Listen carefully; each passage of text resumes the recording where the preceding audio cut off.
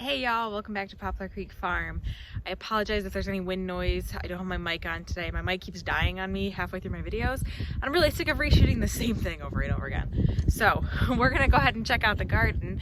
My husband tilled up the entire garden yesterday, and where I had initially not tilled, where there's a pipe, it's called a daylight drain in our garden, and I didn't want to hit it. Obviously, he tilled it up pretty much right up until the point where it comes out of the ground, or pretty close to, and obviously he didn't hit it, so I have even more growing space. Yay! Let's go check it out. So the entire garden, this area, this strip right here, you can kind of see that's where the daylight drain actually comes out, and that wasn't tilled before. So now I have this entire thing, which is just massive. It's hard to tell because it dips down there, but it's huge. This garden is absolutely huge, and I realized how big it was yesterday when I was planting out here. I did a little bit of planting, and I'll show you guys that right over here. I planted purple kohlrabi and then some green kohlrabi, as well as a few Brussels sprouts down at the end. A lot of my brassicas, they didn't really do super great. This kale looks kind of pitiful.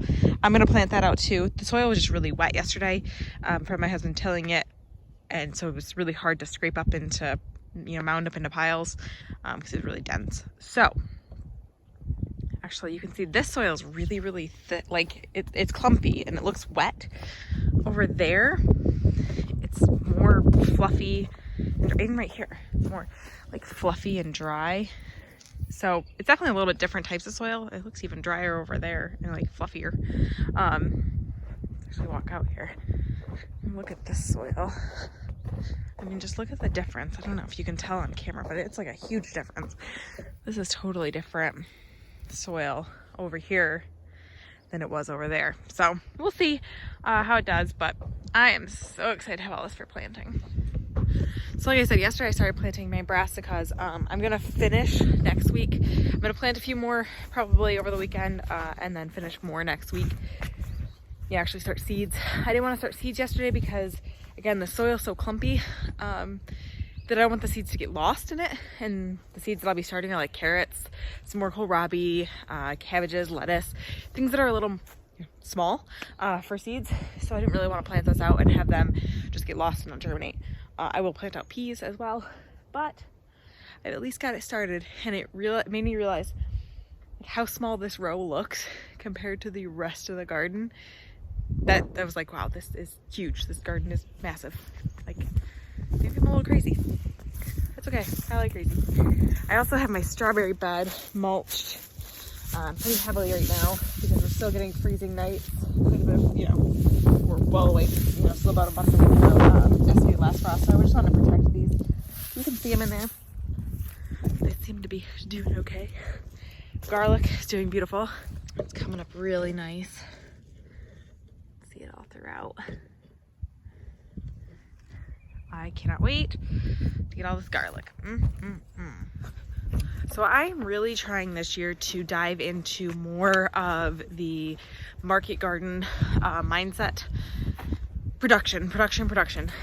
That does not mean that I'm going to sacrifice, variety, cool things, tasty things that, you can't buy in the grocery store. But I'm really, really trying to focus on production, especially now that I have even more space than I originally planned. I do want flowers. I do want a lot of flowers in here, so I can do some cut flowers, but I really want to grow a ton of food this year. I am very comfortable now pressure canning. I've always been comfortable. I've been comfortable for years now, water bath canning. Cold when it's windy. So I should be able to put up a lot of food out of here. Whatever I don't sell needs to get stored. I really don't want to be buying from the grocery store as much as possible. We don't buy meat from the grocery store, and I only have 2 children, and we don't eat a lot of snacky foods. We don't eat a lot of junk. We do eat junk. We're not perfect by any means. Like, we had frozen pizza last night for dinner. But our grocery bill is still like over $200 a week. And that's just with some fresh produce right now, and some basic items. Now, like, we buy Lactaid milk. My kids, drink Lactaid milk. They're lactose intolerant.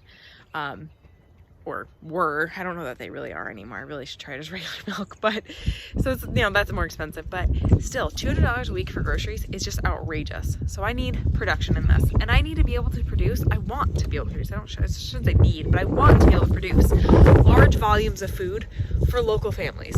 I want to be able to sell people healthy food grown locally that doesn't have to be shipped on a truck, that doesn't have to be given, you know, filled with things to keep them fresh, to keep them ripe.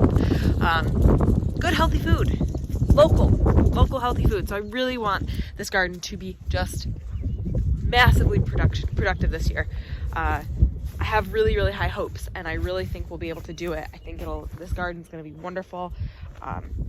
It's going to be very productive. It's going to be a good summer. I'm kind of just hyping myself up, trying to talk myself into it, that it's going to be good. But I really do think it is going to be a good year. I think this garden, this soil, because it's fresh soil, we had animals run on this, we had meat chickens, we had bunnies. It should be really productive, and it should be really fertile soil. We're doing what we can to make sure that this is really healthy soil. So we had a really nice cover crop, added the biochar. One's compost is available from the place that we get it from. If it's not available soon from the Oneida Herkimer Waste Authority, then I will probably contact there's another source that I can get. It's a little more expensive, but not massively difference in price, just a bit more. And I will get some compost from that. We will spread that and then till that in wherever obviously the plants aren't already planted. Where the plants are already started, we will just go ahead and top dress it with some compost. But we should be able to get compost before we're planting any of our warm weather stuff out.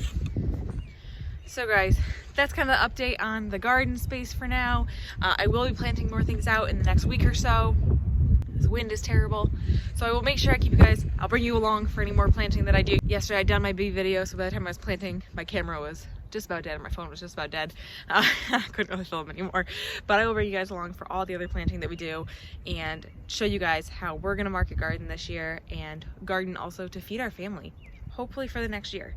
That is our goal, to buy very little from the grocery store from here on out. I'm gonna have to buy flour. I'm not milling my own flour. I don't have enough space to grow enough wheat to mill. But hopefully just reduce overall our spending at the grocery store, you know, to what's necessary. So grow your own food, guys. Seriously, this year is the year to do it. Although I'm doing it on a large scale, this can be taken and brought down to scale, you know, to the size of your garden and your backyard or your patio.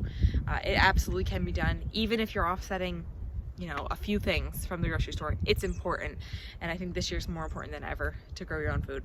So thank you guys so much for hanging out with me today. Remember, we're growing today for a better tomorrow. Please like and subscribe and join me on the next one.